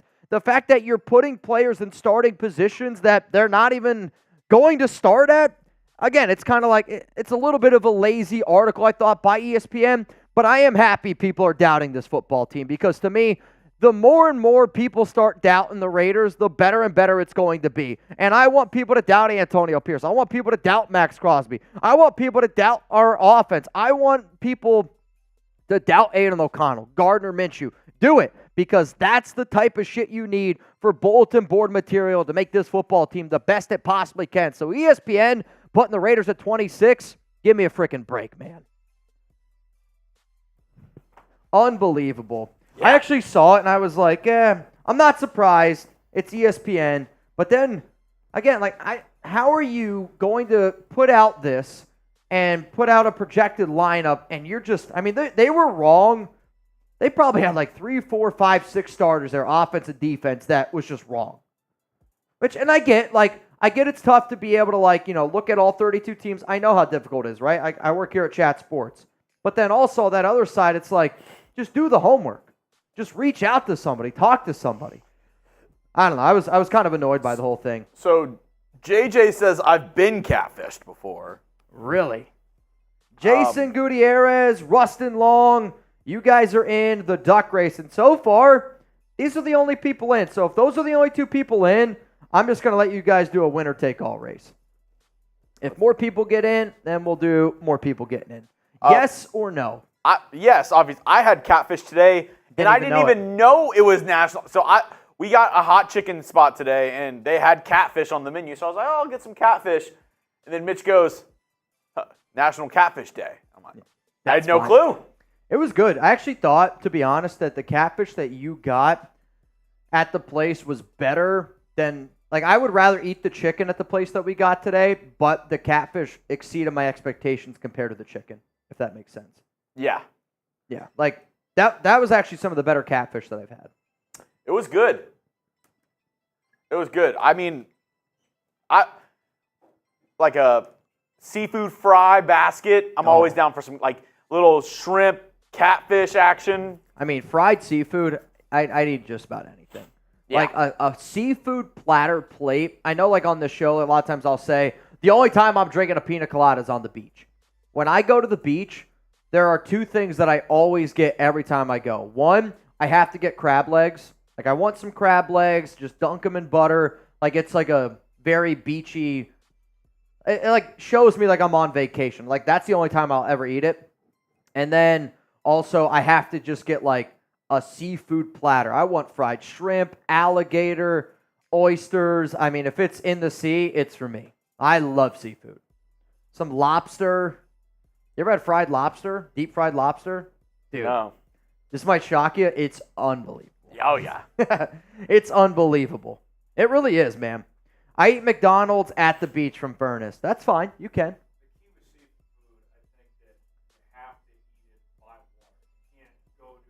You have to eat seafood by water. Yeah, I mean, not a lot of good not a lot of good Midwest seafood dishes. Not many. I am like a big, like, depending on where I go, I try to eat the food from that area. Sperry said, "You've never had shrimp hot dish?" I mean, though I have had shrimp in areas where you're like, I don't like Pennsylvania's not really. It's northeast, but it's not like near anything. Near the water. I guess. Just as close as Dallas. Yeah. Yeah. All right, fair enough. I don't know. I just oysters with the lemon. I actually don't. I don't know if I don't know if I can eat oysters plain anymore. I've gotten sick really, really bad twice the last times I've eaten oysters. Though I do like fried oysters. Yeah. I got really sick. I mean, that one game, that 49ers game a few years ago, like it was week 17. I didn't know if I was going to be able to do the show. Like, I was sick. Oh, yeah. That was from oysters? Yeah, because the night before we had, it was like all you could eat oysters at our apartment complex. If that's not the biggest red flag ever, all you can eat oysters? It was at a nice restaurant. It was when we lived at the other place. I mean, it was nice. Like, it was a nice place. I trusted it. I don't know if I just ate too many. Like, I housed oysters. I was sick. I can't do raw oysters.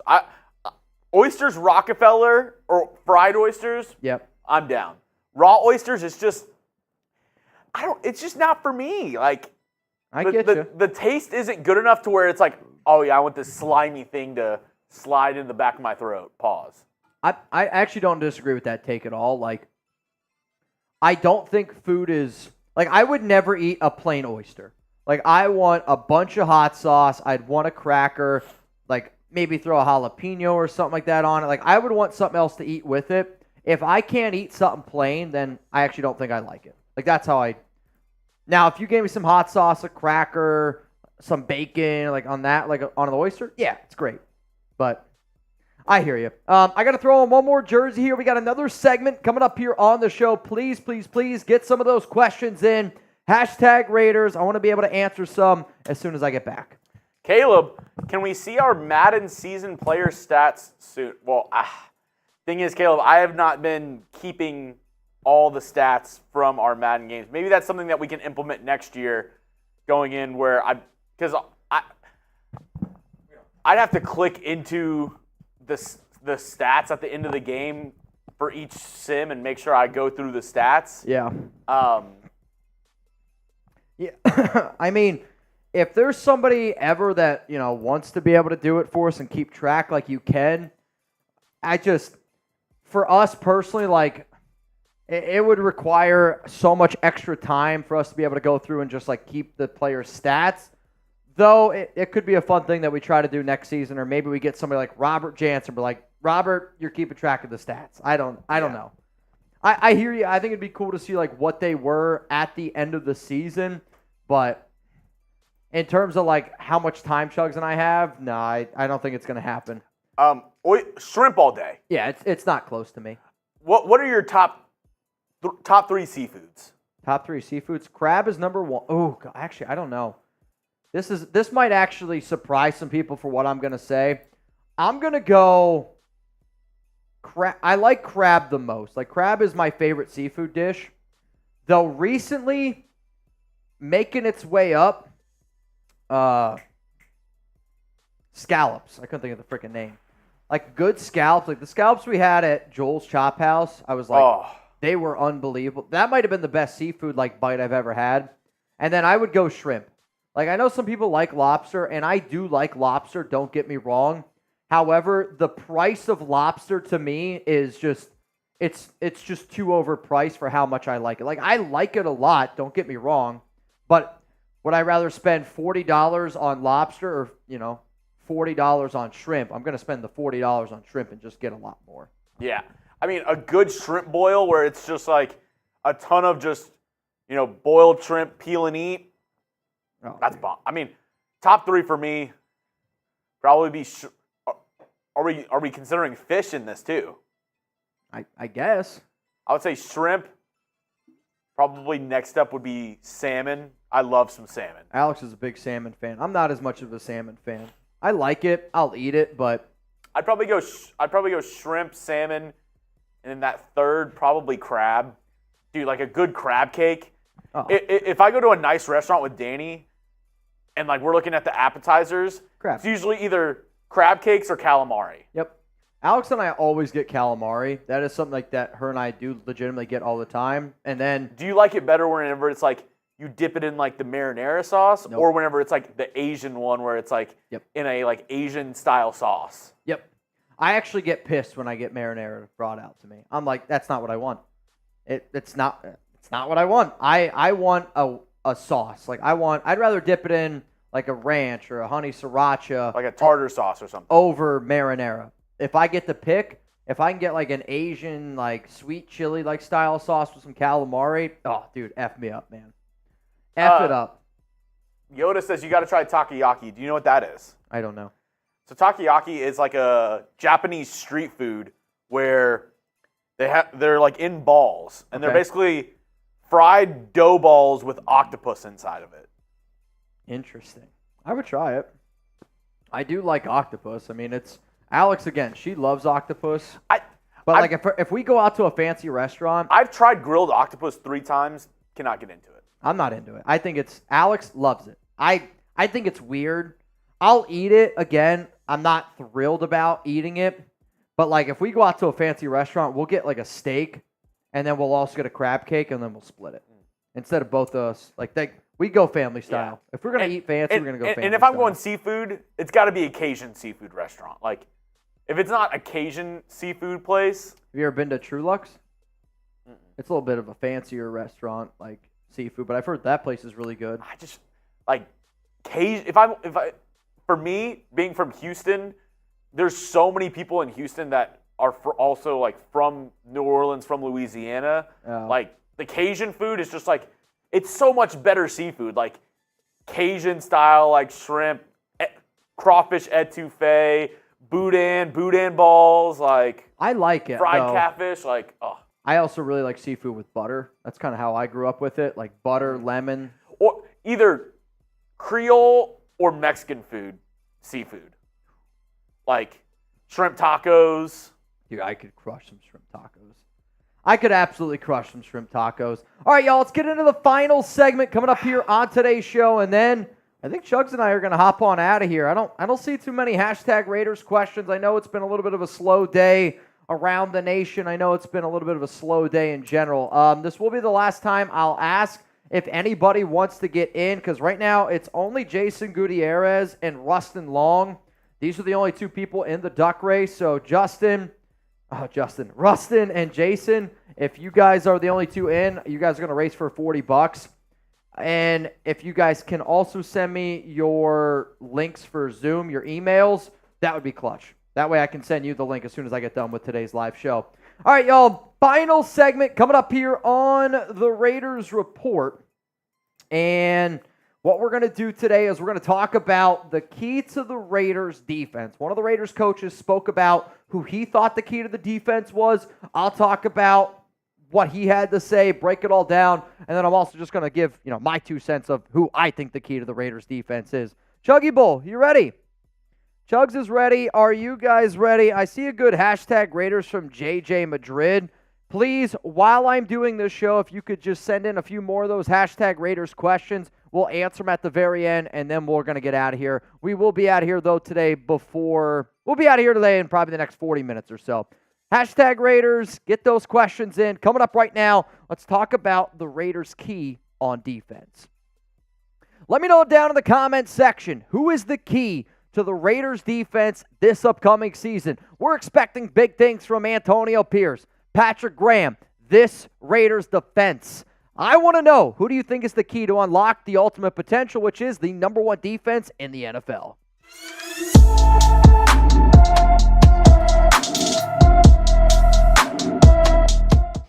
Raider Nation, what's going on? It's Mitchell Renz here, host of the Raiders Report, and today's show is presented by Panda Supps. If anybody out there wants to try the protein that I use, go to chatsports.com/mystack, which you can get for 35% off. It's a stack that I have put together, my summer shred pack of all the workout supplements that I use from Panda Supps. I use it. Go try it out. I think you're really going to enjoy it. So coming up here today, Raiders cornerback coach Ricky Manning revealed who he thought the Raiders' key to this defense was. I'm going to break down why I agree and disagree with this take. I'm also going to just give you some honorable mentions for other key players on this Raiders defense. So the fact that Nate Hobbs got mentioned, one, I'm not really surprised that Manning, the Raiders cornerback coach, new cornerback coach, ended up bringing Hobbs because I know that Hobbs and Jack Jones are the top two corners, right?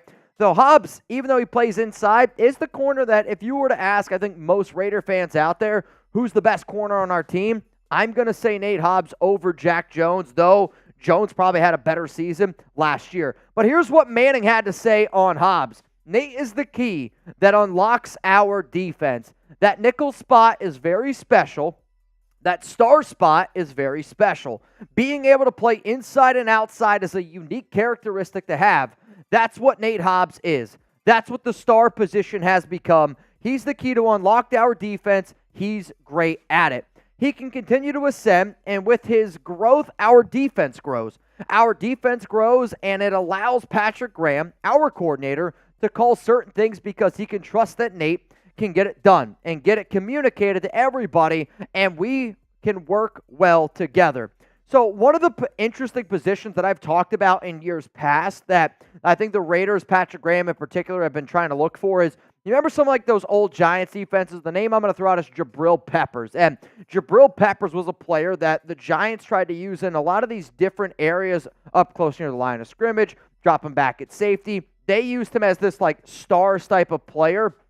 For Nate Hobbs, he's such a good athlete that the Raiders believe that he can play safety. They believe he can play in the slot. They believe he can play corner. And it's somebody that when you look at all the versatility that this young man has, I can understand why they say he's the key. Because, again, the Raiders want versatility. The Raiders want somebody that can really confuse the opposing team. And that's what Nate Hobbs does. So coming up here, I'm going to tell you why I agree with Hobbs being the key for the Raiders defense. I'm going to just break it all down of how it makes sense for Ricky Manning, and then I'm also going to tell you some of the other honorable mentions that I have. If you want to help the Raiders Report grow, we are a family after all. There's ways to do it, free ways to do it. You can click the like button. Every time you click like on this show, just know that Chugs and I see it. We appreciate it. You can share this video, whether that's on Facebook, Twitter. You can text people the video. That helps us out a lot. Subscribe, turn on those noties, and every time we ask you to comment, it does help us out quite a bit. I do want to give a shout out to some of our new subscribers here on the channel. Not Giovanni,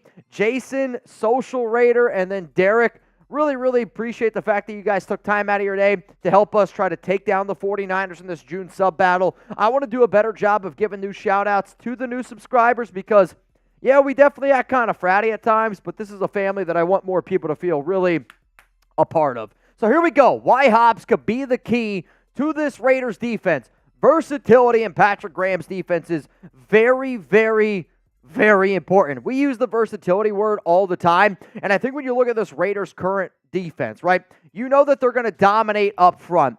When they're going to be able to get after with just four, that also then allows the Raiders to be able to use Hobbs where maybe you line them up out at the slot. Maybe you line them up as an outside corner. And when you look at the Raiders, they have so many of these players that rely on versatility. And Isaiah Palomeo is going to be an interesting player this upcoming season. I think Divine Diablo can be an interesting player. Javon Merrick, Marcus Epps, moving them all over the football field creates more confusion. And it sounds like the Raiders want to start that chaos in the middle with a guy like Nate Hobbs. Let's go to the next reason why it could be the key to defense. The lack of cornerback depth. The Raiders have two players right now that I think that 90% of the nation has confidence in Hobbs and Jack Jones.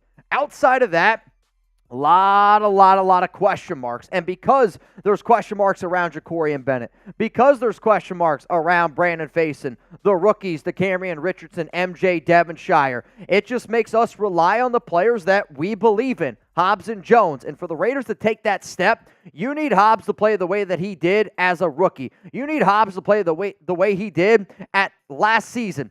Hobbs is definitely a big-time key to this defense because he's one of the players that we can rely on at cornerback. The next reason here is it's a contract year in the third year with Patrick Graham. I anticipate that this year is the best year that Nate Hobbs has ever had. He's going into a contract year. We see guys show up in the best shape of their life, more motivated to get that big-time payday. Also, that third year with Patrick Graham. Hobbs was bad in his first year with PG. It was a lot. He was trying to learn a lot of different things. Definitely took a step back, which the PFF numbers absolutely show that. Then you look at what he did last season. And last season, I just think he simplified it down a little bit, understood his assignment, and was able to just go out there and build upon his success. Like, I know Nate Hobbs is a very special player, and he can do a lot of different things for you, but realistically, what do I look for in a corner? I look at how they stop the run and how they cover. I'm not really going to worry about how he can get after the quarterback. In 2021, where he played predominantly in the slot in Gus Bradley's defense, he gave up 92.1 quarterback rating against him. Though his completion percentage was high, he was giving up just little dink and dunk type of throws. In 2022, he got ripped apart. He really, really struggled. Last season, did get better and better, though there were games where he shined, there were games that he needed to get better. And because of this defensive line, because of his third year with PG, because he's just entering another year in the NFL, he's about to have the best year of his freaking NFL career, and I can't wait. If you agree with that statement, Nate Hobbs is going to have the best year of his NFL career, I want you to click that like button right now because I do think that he's going to have the best year of his career. I have such high expectations for this Raiders defense, and if the key is for Nate Hobbs to achieve at a high level, he's just going to open up a lot of other things for a lot of other Raiders players, man. The key to making sure that you guys have a healthy summer, I'm going to say it's Panda Supps. I think anytime for me, I get into like these binges where I eat really unhealthy, and then there's other times where I'm like, I just need something that gets me to start just being healthier. Anytime I go out and I buy a little bit of protein, I buy some BCAAs, I buy things that help curb my hunger. That really helps me get into the best shape possible. And if you eat a lot of sweets like we do, I'm not saying, apple pie and cheddar cheese, but I have had some apple pie and cheddar cheese over the past 24, 48 hours, and I don't like how my body feels after it. Though when I have Panda Supps, I can go in there, have a great workout. Their protein also helps me sustain hunger for a long time. That way I'm not looking for sweets at 9, 10 o'clock at night. The fat burners I love, the BCAAs after a clutch workout is important. And then just because of how hot it is, again, it's like 100 degrees here in Dallas. If you feel dehydrated, you take a scoop of that BCAAs and it really, really helps out your body. When I take a trip to Vegas in the September, October, and I know we're going to be on a little bit of a bender weekend, heck, Friday happy hour, the first thing I do when I get home, take a scoop of the BCAAs, really helps my body stay hydrated to avoid the nasty hangover. So shout out to Panda Supps for sponsoring the Raiders Report. Their links are going to be available to you all down in the comments and in the description. If you support Raider Nation, support Panda Supps. It is owned and operated by somebody who is a diehard Raider fan. Let's go to the next reason here why I think Hobbs could be the key to this defense. He's humble, and he's got that Raider mentality. And we need more and more young players that have that Max Crosby mentality where you're going to be the first guy there, last guy to leave. And the fact that he's also humble on top of that, it's exactly what I'm looking for in a leader. Hobbs this offseason said, there are a lot of difference makers on this team, but if I play at a high level, and this is what people tell me, if I play at a high level, people tend to follow. I tend to ignite the defense, and it's not me saying that. I try to come out there and do the best I can every day for the team. So other people telling me that, I just take that personal. I feel like we've got a whole bunch of me's on this defense. I'm just trying to do my part. On the field, I feel like I'm pretty good, but I want to take that next step into elite. Being able to know when a quarterback is trying to manipulate me, knowing exactly where I am on the field, really being a step ahead. All the great defensive players, they're always like, how did he know that? How did he know the ball was going there? I've always been a competitor. I've always been a person that wanted to be better. I feel like I was never satisfied with playing good or being good.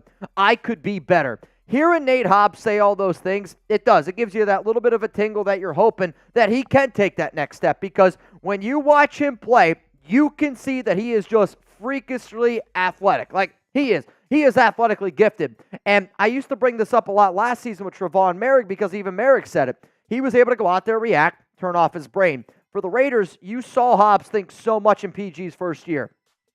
Hobbs is learning the defense, better and better. The more Hobbs can just go out there and react and not worry about his assignments just because he knows it like the back of his hand, I'm telling you right now, Hobbs is going to shock a lot of people this season. The final reason here of why Hobbs could be the key to this defense is I can make the argument if he gets hurt, big time panic mode, right? Because Hobbs he's really good on the field. But if there is one knock on him that I think we can, sit here and be real about, it's his inability to stay healthy. And for the key to the defense, if you lose that key, it's really hard to unlock it, right? He's missed 10 games the last 2 seasons, and he started in only 22 games. Now, he's played in I shouldn't say a lot more. He's played in more games, but because of some of these injury concerns, he hasn't been on the field. If the Raiders want to be that number 1 defense, you need Nate Hobbs to play all 17 games. You need the best version, a healthy version of Hobbs, because as soon as you lose one of your star-studded players, and if you lose Hobbs and all you have left is Jack Jones, Ja'Cory Bennett, Brandon Faison, your cornerback room goes to being one of the worst cornerback rooms in the league. So Hobbs really needs to stay healthy. Before we get into some more of my honorable mentions here of who I think could be some keys to defense, I do want y'all to just friendly reminder, we're going to be live on Thursday, June 27th for a Week 11 Madden Sim up against the Miami Dolphins. And our Madden season continuously is running quick, and it's going to be over before we even know it. So if you want to tune in to all of our live Madden streams here on the Raiders Report, take a screenshot, put this in your Google Calendar, and make sure you're tuning in and partying with us here on the show.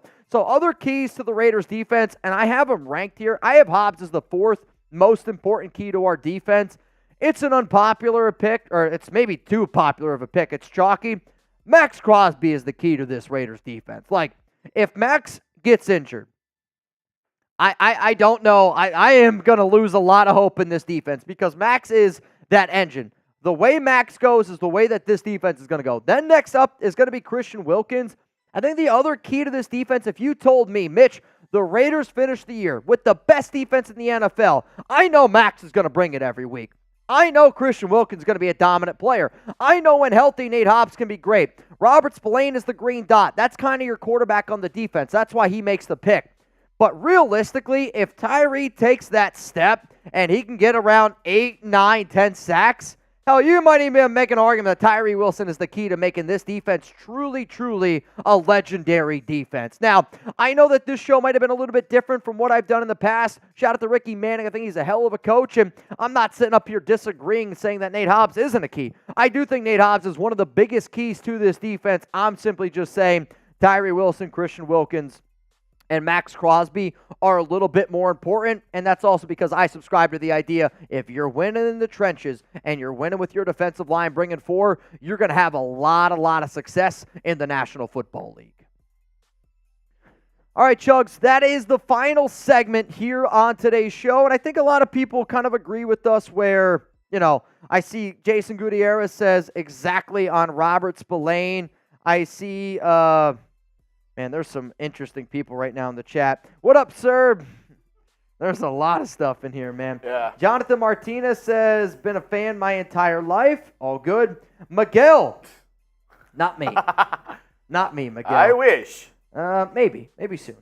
Maybe later tonight. Nico Laz, you, sir, are in. All right, so here's going to be our final call to get in our duck race. Charles is also in. $20 Venmo right now to get in. There's only 4 people in this race, so as far as I'm concerned, I'm even just down to do a winner take all. If we can get one more, then we might change it up, but I got Nico, Justin, Rustin, and then Charles G are in our duck race right now. Reminder, every person that gets in our duck race, you're also going to be able to join our Zoom call tomorrow at 6:30 p.m. Eastern Time.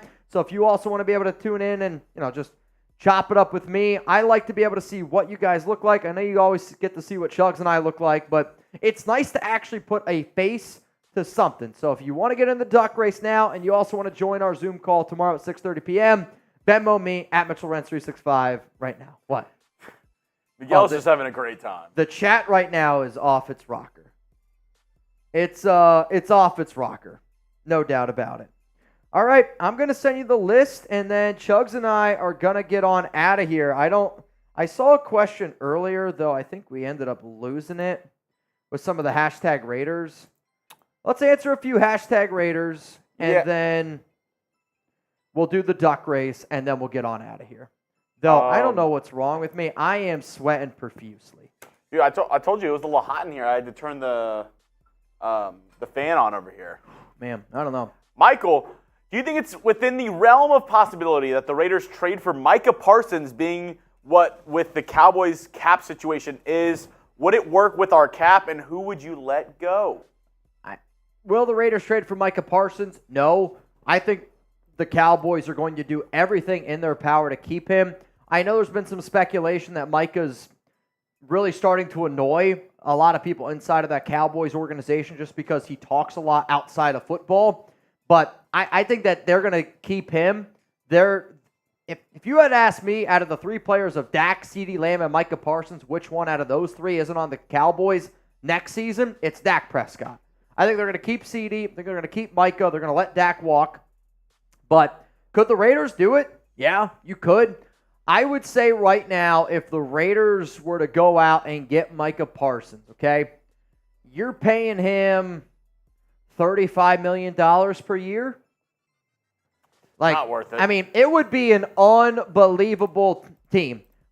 But I'll also say Micah would make the Raiders better, right? And I think that if this were to happen, you're trading Tyree Wilson to the Dallas Cowboys. Yeah. Tyree Wilson, who lives down here in Dallas, his agent's down here in Dallas, got a lot of family in this area. I need to do more. What? I have to trade away somebody. Oh, you're giving up. I'm saying, like, he's asking, like, who's a part of the deal, where this is the Raiders saying no to Malcolm Kuntz. You're letting him go because you're not bringing him back. Yeah. You're trading away Tyree Wilson. You're probably going to give up Tyree a first-round pick and then, honestly, another, like, star-studded player on this team to go get Micah. Like, I think the Raiders' defensive ends you have Tyree, Malcolm, Max Crosby. I think we're okay at the defensive end department. The only reason why I say it might not be that much, because I don't think they end up trading him. I agree with you. But in the situation that they do, I think it becomes to where it's they can't stand each other anymore and they have to get rid of him. Maybe. And that will drive down the price of that trade. We saw the same thing happen with Amari Cooper and the Cowboys. It was known that they did not want to work with each other anymore. Amari didn't want to be a Cowboy. Jerry Jones and the Cowboys did not want to pay him, and they ended up trading him for a fifth-round pick. Amari Cooper's way better than a fifth-round pick. Oh, I mean, I agree. I mean, shit, the Raiders traded them for a first. I could see a situation where it's like Tyree Wilson, a second and a third. I mean, if it was Tyree Wilson, a second and a third. If it gets to that situation. Yeah, I mean, still, though, like, the Raiders have to figure out then, I still think then you have to give Max Crosby a raise. You're not Crosby and Parsons are, like, really good friends. You're not paying a quarterback in that instance, too. You're not. Correct. You're either rolling it with AOC and being like, hey, you're a average quarterback. We're going to give you Gardner Minshew money. Yep. Or you just go out and you draft another quarterback. You're not going to be able to, if you make this move, you're not going to be able to pay a quarterback whatsoever. Unless the salary cap rules are different for QBs. Yeah. JJ, is Polamayo going to get some good playing time? I think Isaiah Polamayo is a player that the Raiders are really excited about. They like his versatility. You kind of heard a little bit about it last season where it was speculated that he could potentially play, linebacker and safety, which versatility is a very key word in Patrick Graham's system. I think the problem that's going to kind of hurt Polamayo is the Raiders have good safeties already. You have Trevon Merrick who's entering a contract here. Marcus Epps, I think, is probably one of the more underrated players on our defense. He's an absolute leader. He's a team captain. So it's going to be hard for him to find that spot. Where I see Polamayo getting some of those extra reps is like Robert Spillane's in at linebacker. Divine Diablo might need a little bit of a breather. They want to go dime package, and instead of rolling out maybe two linebackers in that package, you kind of go with like a little bit of a subset, and you let Polamayo, linebacker, safety, hybrid, get up near the box and go out there. I'd say if he's around 250, 300 snaps this season, that's a good year for Isaiah Polamayo. Let's go to Seagate Go. Also, with the new kickoff rules, he could become very important in special teams. Yep. Very true. I mean, I think for a lot of those players like an Amari Burney and Isaiah Polomeo, maybe even like a Chris Smith, guys that you're like, I don't necessarily know how they're going to fit. MJ Devonshire, DeCamerion Richardson, they're going to have some interesting use on special teams. What's up, Gabe? Are you okay with Faison being a starter, or is Bennett getting another chance to start? I'll say I am okay with the idea of Faison starting. I'm okay with Jakorian starting, but that's only because those are our best options right now. Based on the reports that we've seen from this offseason, both players have really gone out there and they've competed and have split the starting reps. I would say that Faison has the upper hand right now because he's the veteran, though the higher upside I actually do think is Jakorian just because he's the better athlete all around. Let's go to Mikhail. If y'all had one shot or one opportunity, would y'all capture it or let it slip? I like to imagine that we would capture it, personally. What up, Sass? Mom spaghetti.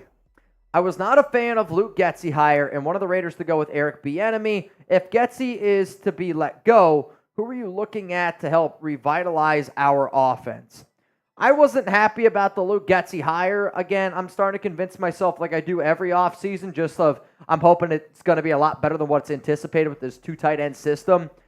But the reason why I don't think it's ever going to be Eric Bieniemy, again, the Raiders have a very, very strict policy due to Fred Bolendikoff's daughter, domestic abuse. And a lot of times if there's anybody, player, coach, that has a history of domestic abuse, the Raiders are a franchise that say, no, we're not going to bring that guy in. It's why, they're not going to bring in a Kareem Hunt. Eric Bieniemy, I know it's been a while, but he does have a lot of things in his closet that I don't think a lot of people know about. So because of that, I don't think Eric Bieniemy will ever be hired by the Las Vegas Raiders. Maybe I'm wrong in that. I don't know. But just based off of the whole Fred Bolendikoff thing and where the Raiders have stood on this, I don't think it's Bieniemy. In terms of help revitalizing our offense, I don't even want to think about this, if I'm being honest. Like, I appreciate the question. I like the question. I don't even want to think about our offensive coordinator failing before he even gets out there and has a shot to prove himself. Like, the Raiders have a better offensive line. Luke Getsy's offenses require good offensive line play, which the Chicago Bears never had. Jersey Boy, the key to the Raiders defense is Tyree Wilson becoming a monster on the inside, and if Kuntz keeps progressing, will be the hardest D-line to block. We need Tyree to be good on the inside and on the outside. We need Malcolm to play the way that he did at the back half of last season. We need John Jenkins, Adam Butler to be solid rotational defensive tackles. I want to see a young guy like Byron Young step up. We know Wilkins is going to get his. We know Max Crosby is going to get his. But the key to taking this defense truly that next step, his name is Tyree Wilson. Like, if Wilson can be 8 to 10 sacks, look out. This defense will be the best defense in the NFL. Anthony Green, you, sir, are in. Also, I see Mo Chavez is in, and then Norman Hernandez is also in. So that means now, as it stands, $20 Venmo, you would go home with $70 here on the Raiders Report. Final question, and then we'll get into our duck race and then get on out of here. Jonathan, I don't want to ban you from the channel. I'm going to put you in timeout, but relax, bro. If we make the playoffs, do you honestly believe we can make a run? I'll say this. Anybody can make a run. And a lot of times it just comes down to playing good football at the right moment. Like, I bring up this team a lot because that New York Giants team that beat the undefeated Patriots, they were not a good football team really in the regular season. They got hot at the end of the year, and then they just were playing really, really solid football. The thing that's going to hold back the Raiders is their quarterback play. But we've also seen in years past, if your QB gets hot, like if Joe Flacco can throw 11 touchdowns and 1 interception and be the best quarterback on the planet for a month, why can't Aiden O'Connell or Gardner Minshew? If Nick Foles can get hot, why can't Aiden O'Connell or Gardner Minshew? To me, the Raiders defense is what's going to carry this team. So I do think that any team in the NFL, if you make it to the playoffs, you can make a run. I do think it's possible. Like, the Raiders have a defense where they can really F people up. Now, I do think the Raiders are going to be built as a team where if they can get out to an early lead and they can rely on that running game, they can rely on getting a lot of that 12 personnel out there and then being a defense that really helps pin their ears back and get after you, that's when they're going to be good. The games that the Raiders are going to struggle is when they fall behind early. They're forced to be a better run-stopping team where they're better at getting after the quarterback, and then they're going to be forced to throw the football.